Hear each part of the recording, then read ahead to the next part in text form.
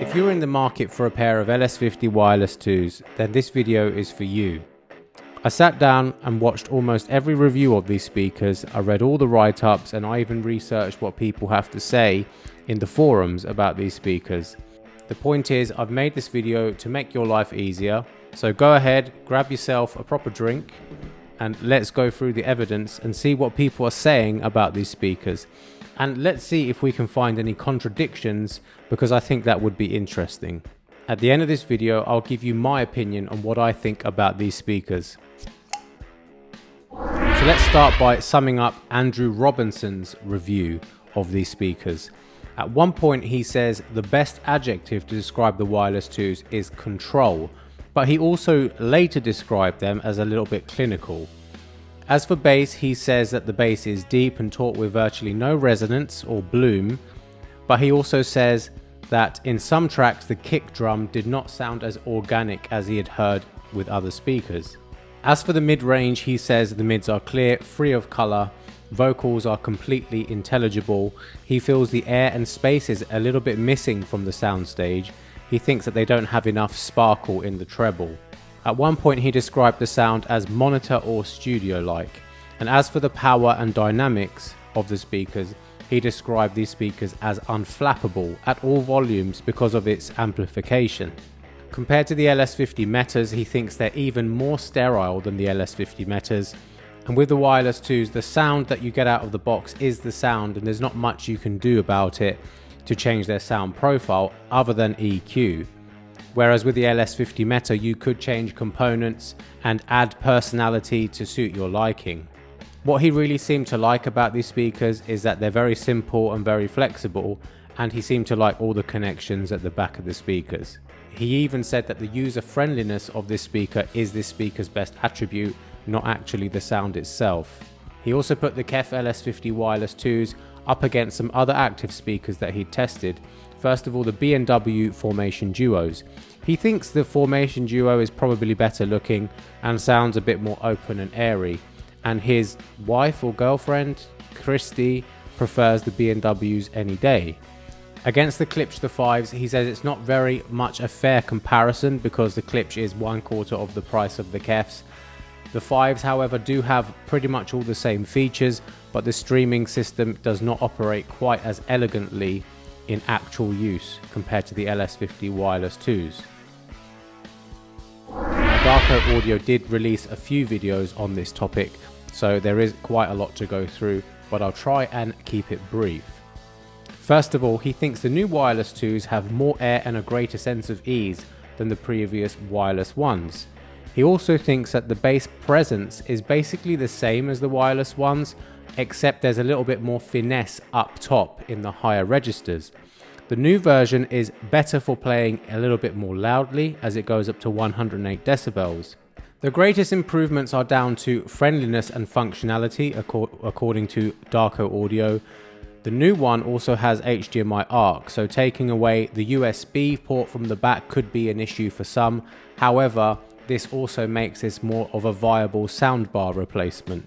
Darko Audio has nothing but positive things to say about the Kef Connect app and the overall user experience, so very similar to Andrew Robinson. In another video, he has compared the LS50 Metas to the wireless 2s.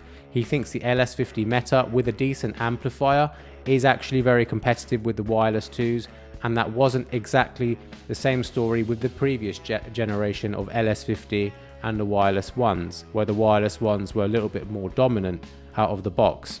Even though he paired his LS50's Metas with a $1,600 Hegel amplifier, he thinks the wireless 2 has the greater level of separation between the instruments. He then goes on to make a pastry analogy to make his point. So for me, the layer separation in the LS50 Wireless is more like phyllo pastry, and the passive LS50 Meta system is more like short crust. Does that make sense? Makes sense to me. He has also suggested that the wireless 2 version still has more insight compared to the LS50 Meta. So I'm going to finish with a coffee analogy, and that is this. The LS50 Wireless 2 for me is a bit like an Americano, so a big black coffee.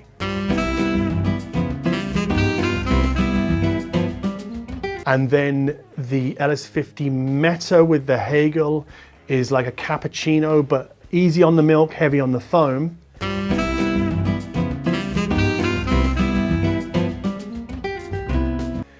And then the LS50 Meta with the NAD is more like a sort of a big bowl of milky coffee.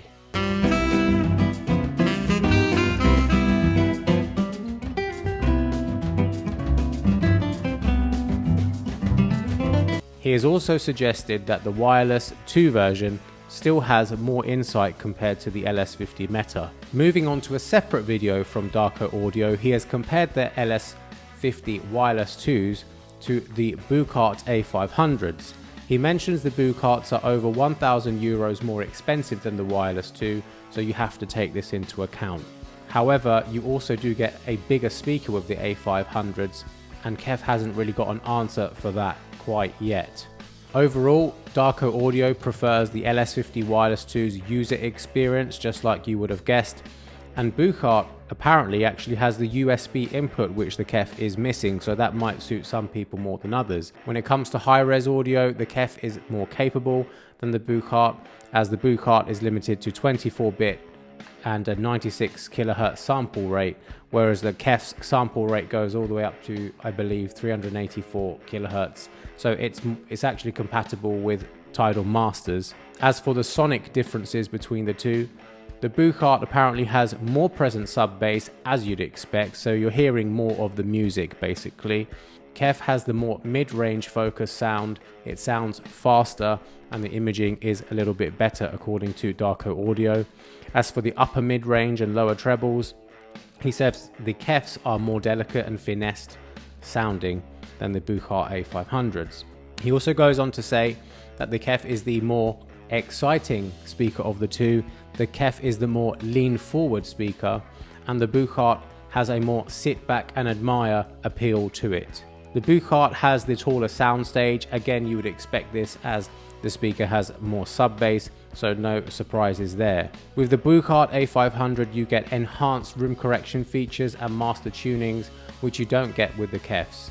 Hence why he says the Buchart A500 is probably the speaker for people who want the overall best sound quality and for the power user, for people who want to sound match their speakers to their environment. Whereas the LS50 Wireless 2 is for people who want to step into hi-fi but want a mostly easy experience when doing so. So let's now move on to the written reviews. First of all, what hi-fi? Now, as you'd probably expect, for those of you who are keen readers of this magazine, they don't really say a bad word about Kef LS50 Wireless 2s. What they say mostly matches the video reviews actually, but apparently there are no cons whatsoever about these speakers. They also seem to like Kef's tuneful bass lines. Moving on to Tech Radar. The only con that they talk about is actually the price. They think that they're pricey. Again, overall mostly the same content as what's been written in What Hi-Fi. However, I'd probably disagree that they're pricey, taking into account the price of the LS50 Metas and what it would cost you to put amplification and a streamer. Let's now move on to Sound and Vision magazine. Now, Sound and Vision magazine say a lot of good stuff about the Kef LS50 Wireless 2s. However, they are adding some cons in here. This is the first review that I've seen where we're hearing that high volume levels do reduce the speaker's resolution. Now, a lot of you are saying, well, you'd expect that because of the speaker's size. Yes, you would probably expect that, but it kind of contradicts what the other two reviews were saying earlier. And one person said that they were unflappable. I think it was Andrew Robinson. It says that they produce usable clean bass down to about 45 Hz, which is adequate for most genres. But to sum it up, they're overall okay at living room levels, but they lose control at concert hall levels, or I'm guessing movie theatre levels would also be the correct analogy there.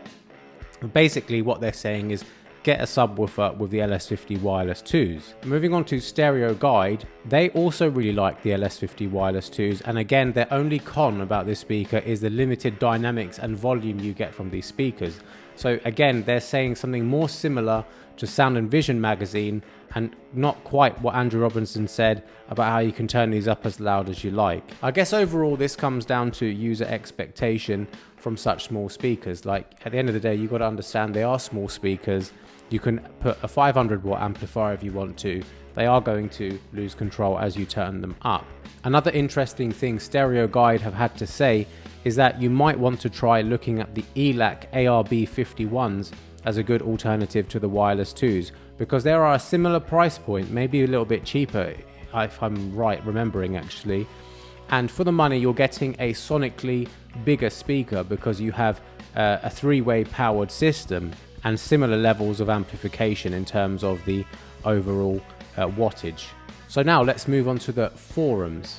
So I had a look at the forums, and with the wireless 2s I found some interesting things to read on Audio Science Review. There was this one guy called Johnny Honda, and he says he owned the original wireless LS50s and he has now upgraded to the wireless 2s. He reckons that this has exceeded his realistic expectations of what the upgrade would bring, so no more edgy highs like he experienced with the previous wireless ones. He also loves the smoothness of the frequencies on and off axis. He highly recommends pairing this with the SVS SB3000, so not necessarily the KC62 from Kef. He also says he crosses them at 75 Hz, and I can say that I have heard the SB3000s and reviewed them, and I would agree that it's a very good subwoofer for the money, probably the best value subwoofer for most people. Another guy on the same forum called Steve says that a generally very good experience is being blighted. He hears a crackle apparently every time he turns on his sources, which he can tolerate, but he is getting the occasional glitch or dropout during playback. He then later posted an update saying he fixed the problem. The problem was actually his wireless mesh network.